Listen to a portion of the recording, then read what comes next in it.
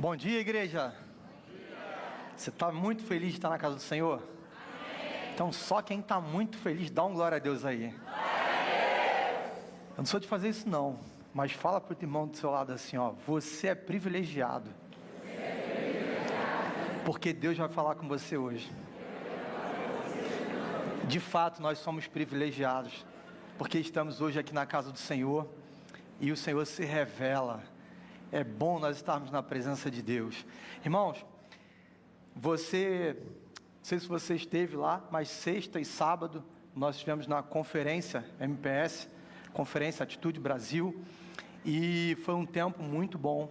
Foi um tempo de nós nos enchermos do Senhor, foi um tempo de nós recebermos muitas palavras ali, chaves que foram realmente entregues por Deus para a nossa vida, falando um pouquinho sobre a nossa visão, né? A visão da nossa igreja, que é o MPS, Modelo de Pastoreio Simplificado, onde todos nós fomos chamados para sermos um pastor, para sermos uma pastora. Se você vai cuidar de uma vida, se você vai cuidar de 10 vidas, se você vai cuidar de 10.000 vidas, eu não sei, mas você foi chamado para ser um pastor. Você foi chamado para ser uma pastora. Você foi chamado para cuidar de alguém. E se tem algo que falou muito forte no meu coração, queimou no meu coração ao longo dessa conferência, foi uma palavra que muitos pastores ali trouxeram. Pastor Ebiúbe, ele estava lá, falou sobre isso. Pastor Domingos Jardim também falou sobre isso. Pastor Josué também entrou nesse tema. Todos nós temos uma motivação para servirmos ao Senhor. Todos nós. E o que te move, o que queima no teu coração, o que te leva realmente a servir e ser apaixonado por Jesus? Eu queria pensar um pouquinho sobre isso com você. É interessante que, quem já perdeu aqui um voo de avião? Foi viajar e perdeu um voo aí? Levanta a mão aí. Gente, é horrível. É horrível, dá uma dor de cabeça danada, não é? Ainda mais se você estiver fora do seu estado ou fora do seu país. E ainda mais quando a culpa é sua, né? Quando você perde porque você se atrasou, porque você não se organizou bem, ou até se organizou, mas aconteceu um imprevisto ali, começou uma chuva muito forte, o trânsito parou, está tudo um caos, e aí você não consegue chegar naquele compromisso. Às vezes um compromisso, imagina, você marcou aquele primeiro encontro, você está apaixonado, aí você falou, vamos marcar naquele restaurante tal, e aí você marcou 8 horas da noite, com aquela que você entende que vai ser a mulher da sua vida, deu o horário, e você está dentro do carro ainda, preso no trânsito. Meu irmão, você já chegou mal, você já causou uma má impressão, a pessoa está lá te esperando, e você está lá, agarrado no trânsito. Quantas vezes eu marquei um compromisso, e às vezes ali parado no trânsito, eu ficava imaginando assim, não é possível, tinha que ter um carro voador, alguém tinha que inventar um negócio desse, nessas horas apertar um botão aqui, jet, chegar lá onde eu quero. Será que não tem um helicóptero aqui? Começa a pensar, né, em 1000 possibilidades, um helicóptero, pegar aqui, rapel, eu subo, e aí pá, corro lá pro meu... Dá uma agonia. Imagina uma entrevista de emprego, você está lá, se inscreveu, está na fase seletiva, e aí você vai para a entrevista de emprego, perde a entrevista de emprego, porque você ficou preso, porque você não conseguiu avançar naquele trânsito ali, algo te impediu de chegar naquele compromisso que você tinha. É horrível, é uma sensação de impotência muito grande, você se sente ali paralisado, e não tem o que fazer. Não tem o que fazer. Eu quantas vezes, e você como um bom crente também já deve ter feito essa oração, Senhor, abre esse trânsito para eu poder passar. E às vezes a culpa é nossa. Existem situações que nós provocamos mesmo. Podia ter saído mais cedo de casa, podia ter acordado mais cedo, podia ter visto a roupa mais cedo, podia ter se organizado melhor para chegar na hora naquele compromisso, mas a gente foi imprudente, não conseguiu, não fez. E aí naquela hora você fica se culpando ali, eu devia ter feito isso, eu devia ter feito aquilo. Se tiver com a mulher do lado, então, meu amigo, ela vai falar, tá vendo, eu te falei, Eu disse para você que ia estar trânsito. Às vezes a gente olha lá no aplicativo e fala assim, olha, está dando 1h30, bom, vou sair 2 horas antes de casa. E aí quando você sai, o trânsito só piora, e você às vezes perde o compromisso. Fica ali paralisado por conta disso. Às vezes existem situações na nossa vida que nos paralisam. Situações que nós provocamos e situações às vezes que a vida também nos apresenta. Já falei aqui, eu tive um filho especial. Meu filho, o Lucas, tinha paralisia cerebral. Ele não andava, ele não falava. Muitas coisas na minha vida eu não pude fazer, porque o Lucas tinha uma limitação. E quantas vezes eu olhava para aquela limitação dele e falava assim, quer saber? Eu vou romper com essa limitação. Eu vou fazer. Na época não tinha nem acessibilidade aí na praia, né? E a gente levava o Lucas para a praia. Chegava lá, era uma loucura, mas a gente levava. Porque a gente queria romper, a gente não queria paralisar a nossa vida por conta de uma deficiência que o Lucas tinha. E a vida com Deus, ela nos desafia a isso. A vida com Deus, ela nos desafia também a nós não ficarmos parados. Existem coisas que nos impedem de seguir a Cristo. E o tema da nossa mensagem nessa manhã é essa pergunta: o que te impede de seguir a Cristo? O que tem te impedido de seguir a Cristo? Será que existe algo na sua vida que tem te paralisado? Será que tem algo na sua vida que tem te impedido de seguir e avançar cada vez mais em direção ao propósito que Deus tem para a sua vida, ao chamado que Ele tem para a sua vida? E nós falamos aqui no início sobre um chamado que todos nós temos em comum, o chamado do pastoreio, o chamado de cuidar de vidas, o chamado de nós nos preocuparmos com o outro. À medida que o Evangelho nos alcançou, agora então o Evangelho passa a ser para o outro. Quero te convidar a abrir a sua Bíblia, lá no livro de Marcos, capítulo 10, a partir do verso 17.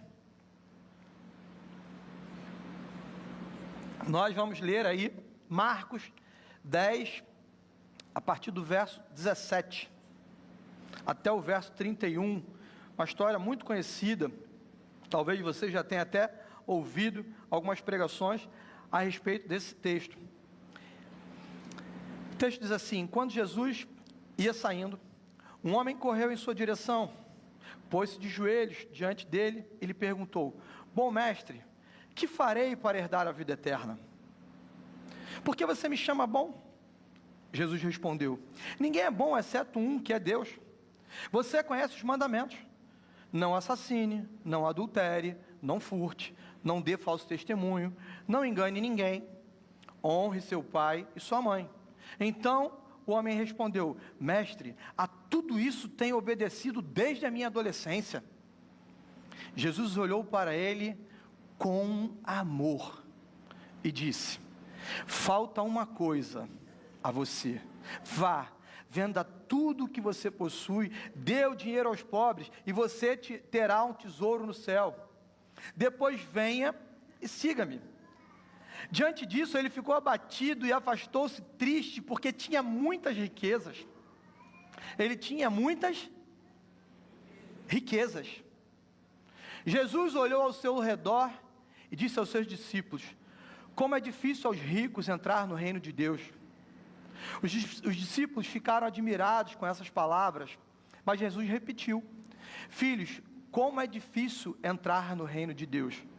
É mais fácil um camelo passar pelo fundo de uma agulha do que um rico entrar no reino de Deus. Os discípulos ficaram perplexos e perguntavam uns aos outros: então quem pode ser salvo? Jesus olhou para eles e respondeu: para o homem é impossível, mas não para Deus. Todas as coisas são possíveis para Deus. Então Pedro começou a dizer: nós deixamos tudo para seguir-te.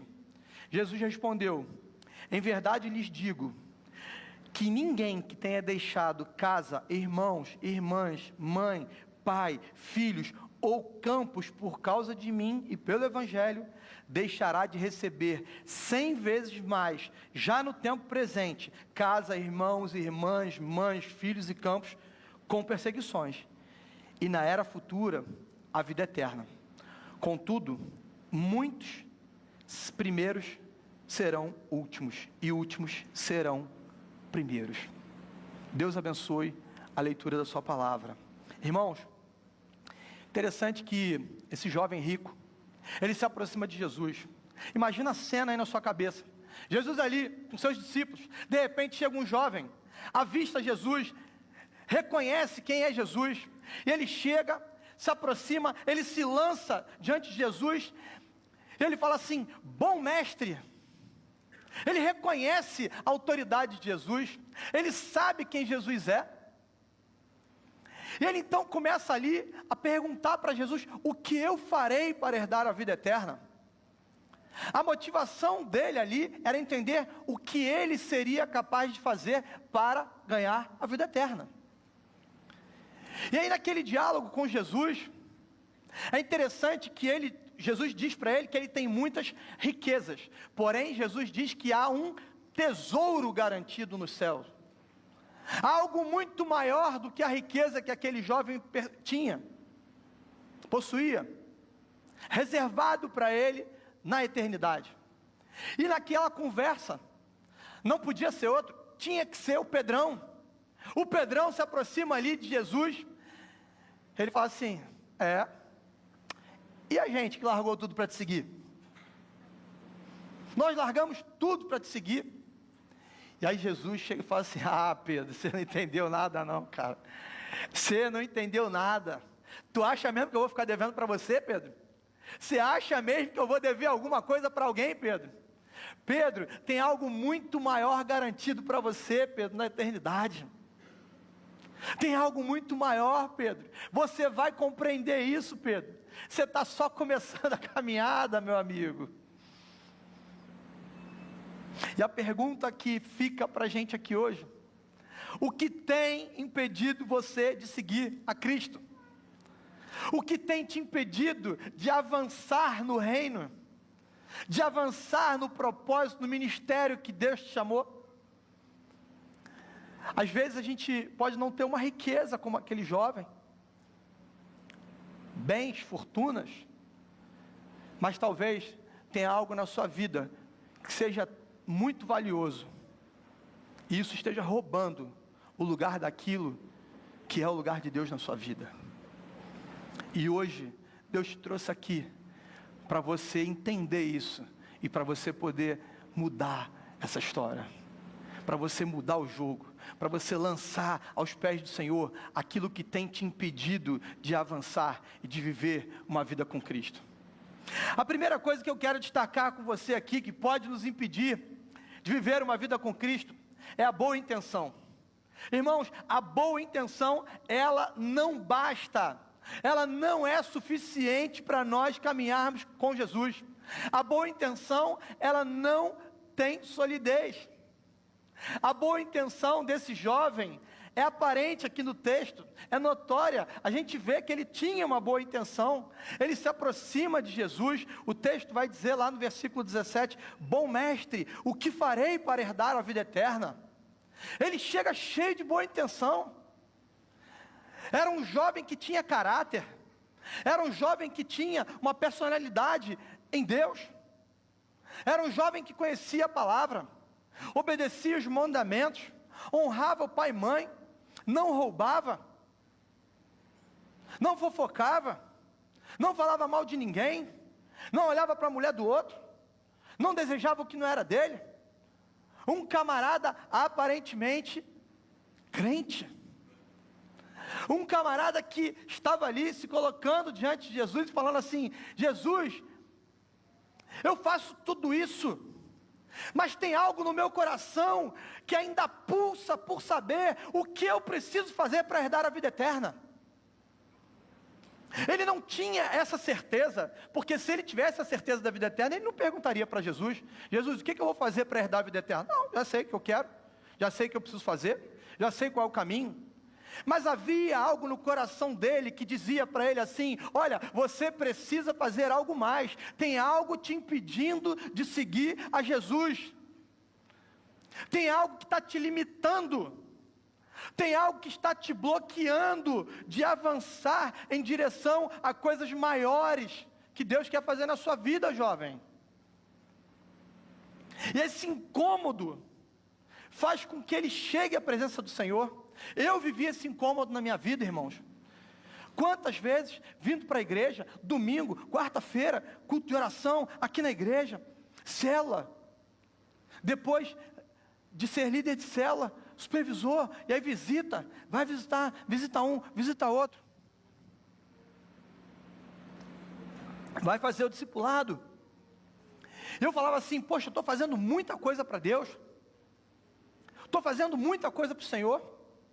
Como eu falei, na época do Lucas ainda, quantas vezes, irmãos, todo mundo pronto, arrumado para sair de casa, 20 minutos, meia hora antes ali, uma convulsão, a placa ali, o Lucas,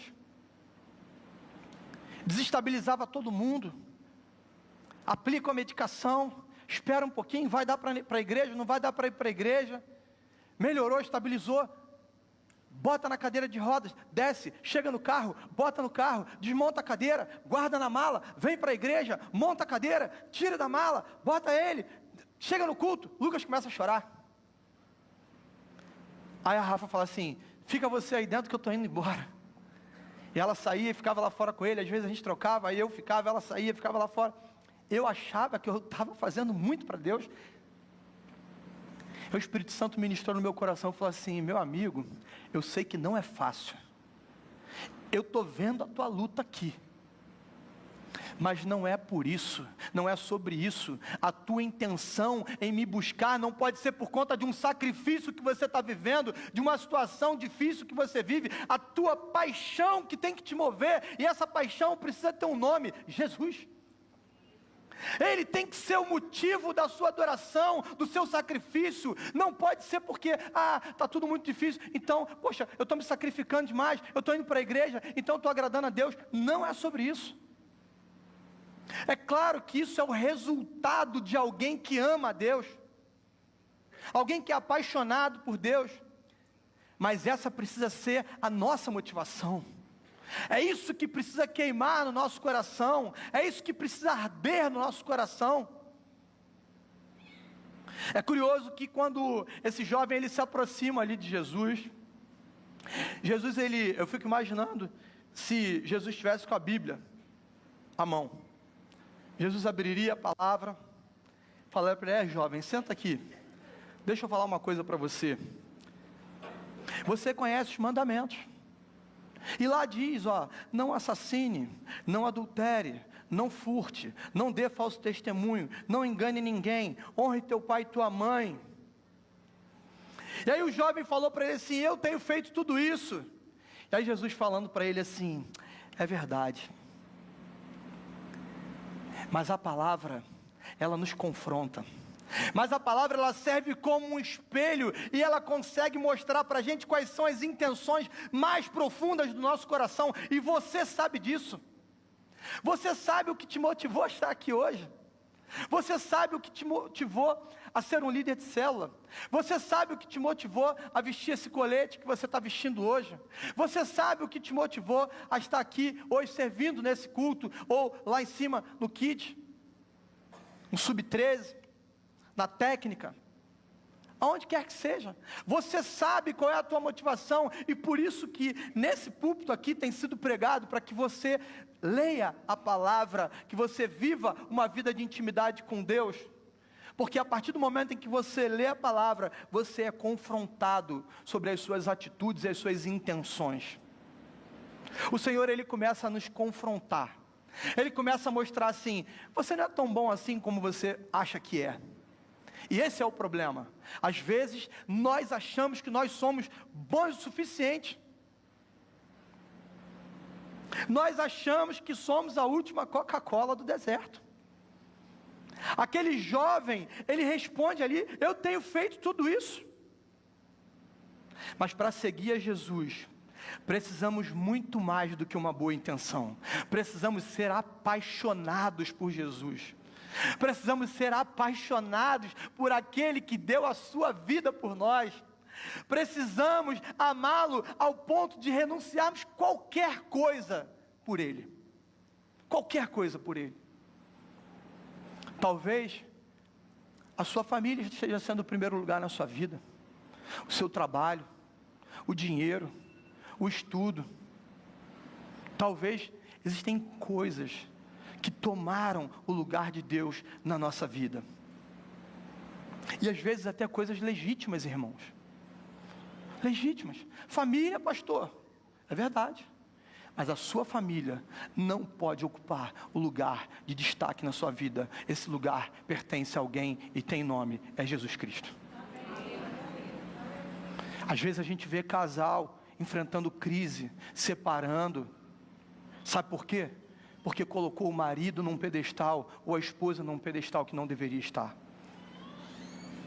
A gente vê pessoas sofrendo de ansiedade, de depressão, porque colocaram coisas, pessoas, num lugar que não era devido àquele lugar que pertence ao Senhor. E toda vez que a gente coloca algo no lugar dele, nós sofremos as consequências, irmãos. A peça não está encaixada, não está no lugar certo. Há um ditado que diz que de boa intenção o quê? De boa intenção o inferno está cheio. Há um tempo atrás eu tive muito problema na coluna. E aí eu procurei um ortopedista, estava cheio de dor nas costas, procurei um ortopedista, cheguei lá no consultório, o ortopedista olhou e falou assim, o que você está sentindo? Fez as perguntas, tal, aquela anamnese ali. Aí ele falou assim, ó, você precisa procurar uma academia. Aí eu falei, tá, tudo bem. Você procura uma academia e vai fazer atividade física, que você vai ficar zero bala. Aí eu falei, é mesmo? Ele falou, pô. Aí ele falou, tá bom. Eu falei, mas não vai rolar uma ressonância? Não vai ter um raio-x? Não vai tomar nenhum remédio? Não vou fazer nada, vou continuar com a dor? Não, porque se eu te dar um remédio aqui, você pode até aliviar a tua dor, Leandro. Vai aliviar.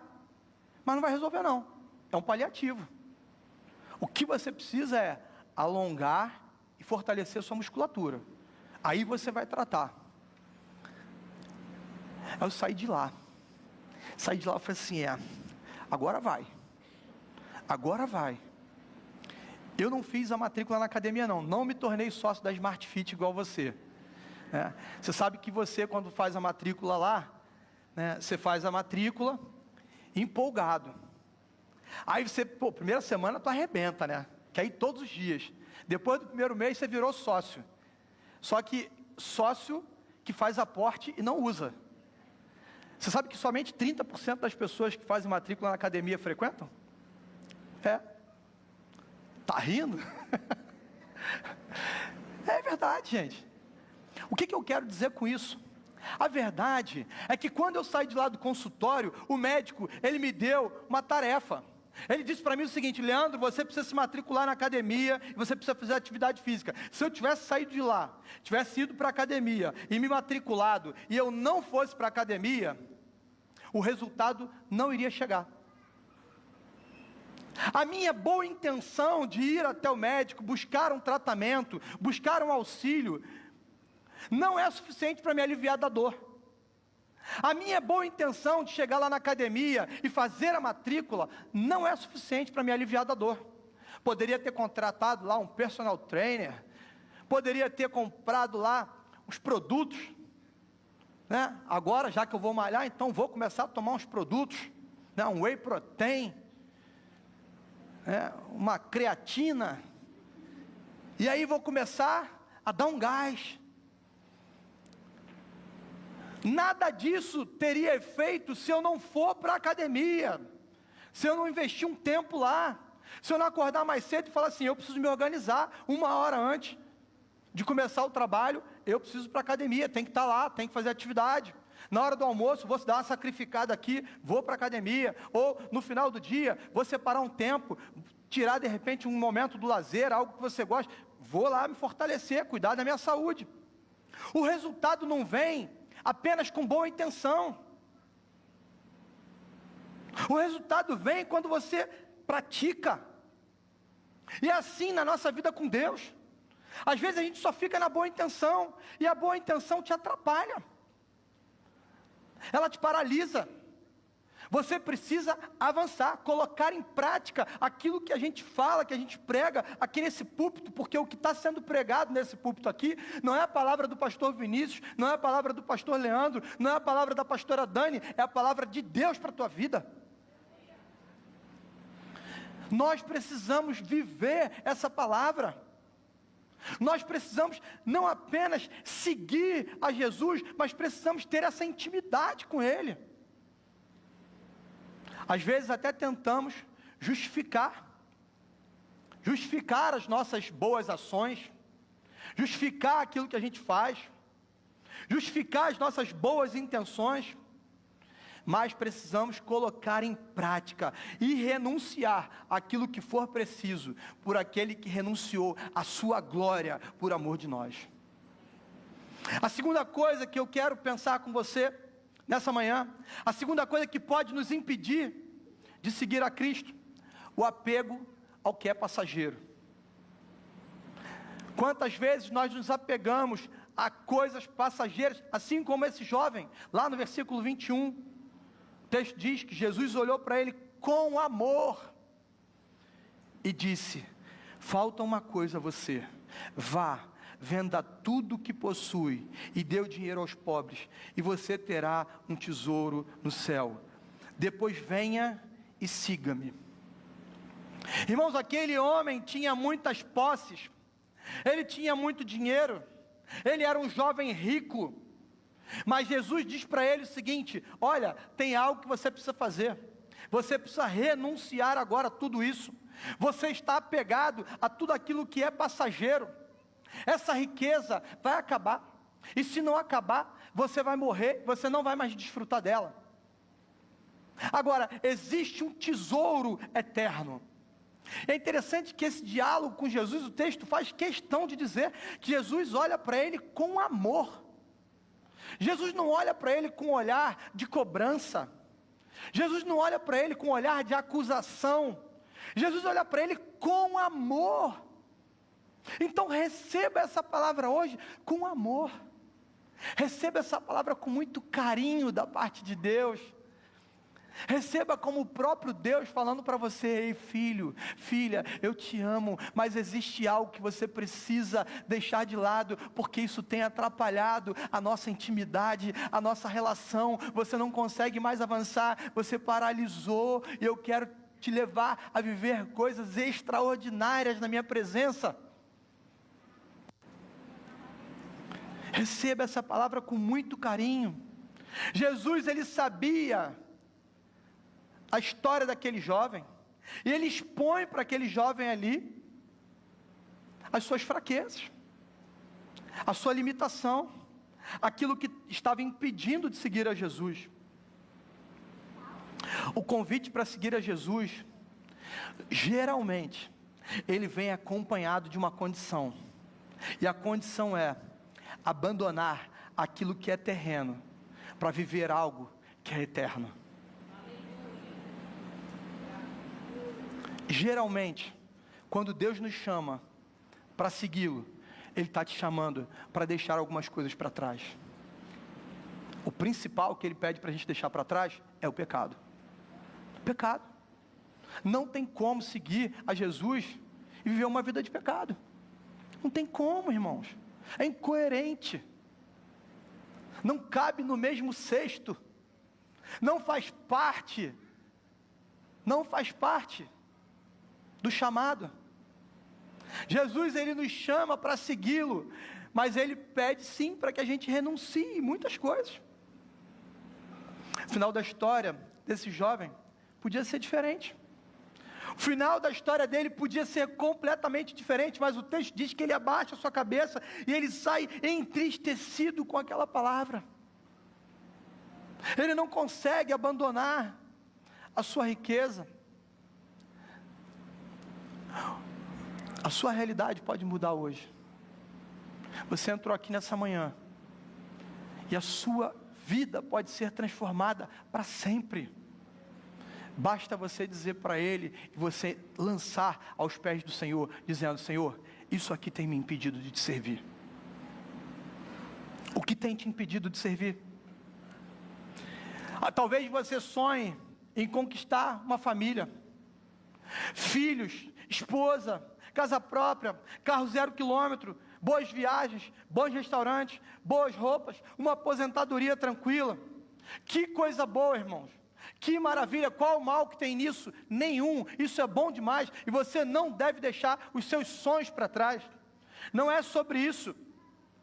Mas desculpa, eu preciso falar isso para você. Se você sonha com tudo isso apenas, você sonha pequeno demais. Você sonha pobre demais. Você precisa sonhar algo muito maior. Você precisa sonhar algo grandioso. E só sonha grandioso quem sonha com o que é eterno. Não dá para sonhar apenas com isso. Não dá para sonhar apenas com uma estabilidade financeira. Não dá para sonhar apenas com uma família linda, bonita. Isso é bom, é projeto de Deus para a tua vida. Mas não é só isso. Ele tem algo muito maior. Sua esposa vai morrer, seu filho vai morrer, você vai morrer, sua mãe vai morrer, todos nós vamos morrer, se Jesus não voltar antes. O teu dinheiro guardado lá no banco, em dólar, em Bitcoin, em ouro, em que quer que seja, vai ser corrompido. Não importa. Mas existe um tesouro eterno. E é isso que Jesus nos chama para vivermos. Eu fui nascido e criado lá no Horto, já falei aqui, e lá tem muito macaco. Tem uns macacos pregos assim desse tamanho. E quando a gente era jovem ali, adolescente, a nossa mente ficava pensando assim: como é que a gente pode capturar um macaco desse? A ideia era tentar pegar um macaco daquele lá. Para quê? Eu não sei, irmão, mas era pegar. A gente queria fazer de alguma forma uma arapuca lá, para a gente poder capturar um macaco. E naquela coisa de tentar pegar um macaco, um amigo meu, ele descobriu uma forma de pegar o macaco. Eu falei assim: como é que é isso? Ele falou assim: lá na África, o que o pessoal faz? Eles pegam um pote transparente, normalmente de vidro, colocam uma banana dentro, e normalmente esse pote, ele tem a boca bem fininha. E aí o macaco, quando ele vê aquela banana dentro daquele pote, ele fica alucinado. Ele fala: opa, hoje eu não preciso caçar, hoje eu não preciso ir atrás de comida, tem comida ali. Ele começa a olhar e tal, e ele, inteligente, né? O bicho é inteligente, né? Ele fecha a mãozinha assim, ele encaixa a mão dele dentro da garrafa, ele segura a banana. O problema é que ele não solta a banana, e ele não consegue tirar a mão, ali ele fica agarrado. Ali ele fica preso. A arapuca é essa.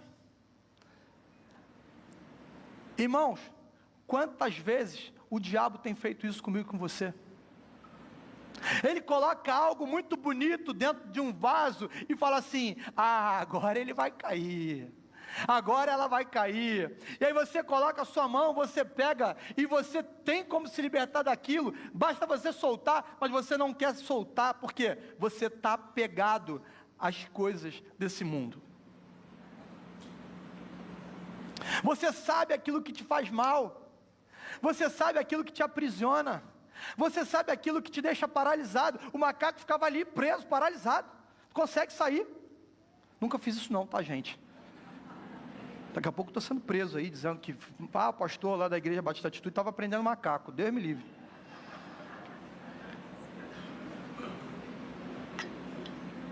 Mas o fato é que às vezes a gente vive isso na nossa vida espiritual. A gente se apega a coisas desse mundo. A gente se apega a um trabalho. A gente se apega a um dinheiro. A gente se apega a pessoas. A gente se apega a um tênis, a uma roupa, a um carro, a alguma coisa material, a projetos. A gente se apega a tanta coisa que vai ficar aqui, que não vai para a eternidade. Mas a gente é incapaz de se apegar àquilo que vai ser eterno. E se eu e você quisermos seguir a Jesus, precisamos abrir mão de tudo que ocupa o lugar dele no nosso coração. Tudo. Deus não divide o espaço dele com ninguém. Solta. Tira a mão daquilo que está te aprisionando, te impedindo de avançar. Quantas pessoas, às vezes a gente fala assim, poxa, abre a sua casa para um casa de fé. Não, eu não vou abrir minha casa para um casa de fé. Vai sujar meu sofá, vai manchar minha parede, o tapete da minha casa vai ficar sujo, eu vou ter que receber gente lá em casa, eu não gosto de gente, eu não gosto de pessoa. Irmão, desapega disso aqui. Desapega disso aqui. Existe algo muito maior e eterno preparado para mim e para você. Aí você fala assim, poxa, eu quero viver uma vida exponencial com Deus. Mas o que você está disposto a abrir mão para isso? O que você está disposto a abrir? Não, pastor, poxa, eu já abri lá, a minha casa, e eu já sou um líder de célula. Tá bom. E o que mais que você pode fazer por ele? E o que mais te motiva e te move a ganhar vidas para esse Deus? As pessoas precisam olhar para mim e para você, e elas precisam querer ser iguais a gente, não por aquilo que nós somos, mas por aquilo que Deus é em nós. O fulano é um excelente profissional, olha, ele é um profissional espetacular. Irmãos, é pobre demais isso. A pessoa precisa olhar para você e falar assim, eu não sei nem o que ele faz, mas eu sei que é um homem de Deus, ela é uma mulher de Deus. Essa deve ser a inspiração, esse deve ser o desejo do nosso coração. Eu conversava sobre isso com o pastor Vinícius ontem, lá na conferência, lá no intervalo, a gente falava como isso precisa motivar as pessoas. Como você tem motivado as pessoas? Será que as pessoas têm olhado para você e falam assim, você veste bem pra caramba, é um profissional bem sucedido, fala bem demais, tem um corpo maravilhoso, olha que família bonita. Irmãos, as pessoas precisam olhar para a gente e se inspirar, não pelo que nós somos, mas naquilo que Deus nos transformou. Homens e mulheres de Deus que inspiram outros homens e mulheres de Deus a serem servos de Deus. É esse o chamado que Deus tem para a gente como igreja. Se eu estou aparecendo mais do que Ele, tem alguma coisa errada. Ou melhor, está tudo errado. Porque quem tem que aparecer é Ele. O primeiro lugar tem que ser dele. Para finalizar, a terceira coisa que pode nos impedir de seguir a Cristo é o nosso interesse por recompensa. Como assim, pastor? Versículo 28. Então Pedro começou a dizer-lhe, nós deixamos tudo para te seguir. Há algo implícito aqui, e não podia ser outro, tinha que ser o Pedrão, impulsivo, impaciente, falastrão. Ele abre a boca e fala para Jesus assim, como se ele estivesse cobrando de Jesus, Jesus, a gente largou tudo para te seguir, larguei família, larguei amigos, larguei pescaria, larguei empresa, larguei tudo, Jesus, e agora? Ele estava cobrando de Jesus a sua recompensa por aquilo que ele fez, como se ele tivesse direito a alguma recompensa. Mas mesmo sem ter direito a qualquer recompensa, Jesus fala para ele, Pedro, eu não sou devedor de ninguém não, meu amigo, eu pago bem, eu recompenso bem, e você vai ser recompensado, Pedro, aqui e na eternidade. Irmãos, Jesus ele dá uma resposta lá no versículo 29, 30. Ninguém há que tenha deixado casa, irmãos, pais, por amor de mim e do Evangelho, que não receba 100 vezes mais, e no século vindouro e na vida eterna. Eu tenho uma irmã que eu tenho um carinho muito grande por ela. Ela é missionária, vive no campo já há mais de 20 anos, 25 anos.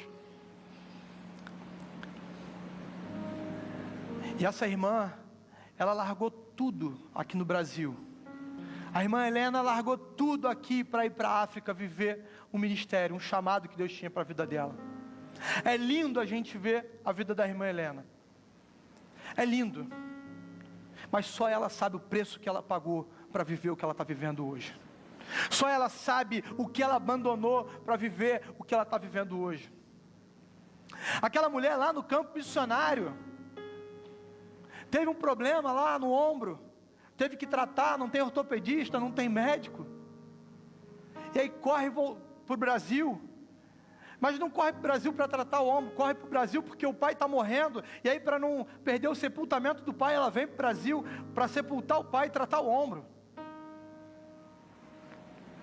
Há um preço a ser pago.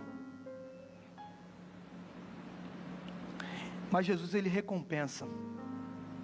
Talvez você esteja perguntando até para Deus hoje: Senhor, e eu que larguei tudo? E eu, Senhor, deixei muita coisa já para trás. Deixei bebida, deixei droga, deixei pornografia, deixei prostituição. E talvez você esteja até enfrentando desertos por isso. Talvez você esteja até enfrentando dificuldades por conta disso. Mas eu quero te dizer que Deus tem algo eterno separado para você. Irmãos, você não vai passar perto nessa vida não. O básico o Senhor nos garante. O básico Ele nos garante. Talvez tenha que baixar um pouquinho o padrão de vida. Talvez tenha que refazer as contas. Talvez não dê para pagar a escola particular do filho. Talvez não dá para comprar roupa ali toda hora. Mas o arroz e feijão lá na mesa, né? Eu ia falar arroz, feijão e ovo, né? Mas o ovo está caro, né? Mas o arroz, feijão ali, uma farinhazinha, né? Uma salsichinha, uma linguiça, um legumezinho, dá para garantir, pô. Você não vai passar perrengue aqui não. Irmãos, o fato é que se eu chegasse para você hoje aqui, te apresentasse um terreno aqui do lado, falasse para você, ó, tem um terreno aqui. Esse terreno hoje, um lotezinho dele ali custa R$1.000. Se você comprar um lote desse terreno, daqui a 5 anos, isso vai estar valendo 1 milhão. Você pode não ter R$1.000 aí no bolso, na tua conta bancária, mas tu vai dar um jeito de arrumar, não vai não? Se tu tem garantia, certeza de que aquele dinheiro que você vai botar ali, R$1.000 vai se transformar em 1 milhão, ah, meu irmão, tu pede até o irmão do lado aí, empresta R$1.000 aí.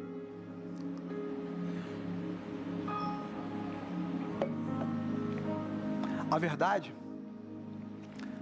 é que isso existe. Só que você não pode comprar com dinheiro não. Você pode comprar com renúncia. Você pode renunciar hoje coisas na tua vida que vão te garantir uma eternidade onde há um tesouro reservado para mim e para você.